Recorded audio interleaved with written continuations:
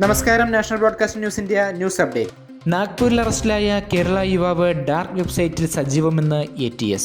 ഭാരത സർക്കാരിനെതിരെ യുദ്ധം പ്രഖ്യാപിക്കാൻ തയ്യാറെടുക്കുമെന്ന് ആരോപിച്ച് UAPയും വിവിധ ഇന്ത്യൻ നിയമവ്യവസ്ഥ പ്രകാരം ഈ മാസം മെയ് 7 മഹാരാഷ്ട്രയിലെ നാഗ്പൂരിൽ അറസ്റ്റിലായ എറണാകുളം സ്വദേശി റിജാസ് എം ഷിബ സിദ്ദിഖ് ഡാർക്ക് വെബ്സൈറ്റിൽ സജീവമായിരുന്നുവെന്ന് മഹാരാഷ്ട്ര ATS ഉദ്യോഗസ്ഥൻ അറിയിച്ചു.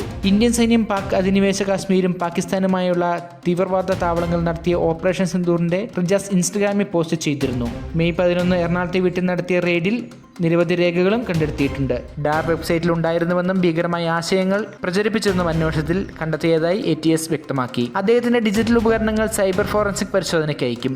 നാഗ്പൂരിലെ തോക്കുകടയിൽ സന്ദർശിച്ച ശേഷം തോക്കേന്ത്യ ചിത്രം ഉൾപ്പെടെ ഇയാളുടെ ഓൺലൈൻ പോസ്റ്റുകൾ പ്രചരിച്ചിരുന്നു. കോടതി ഇയാളുടെ പോലീസ് കസ്റ്റഡി 2 ദിവസം കൂടി നീട്ടി. കൂടുതൽ വാർത്തകൾക്കായി കാത്തിരിക്കുക. National broadcasting news India.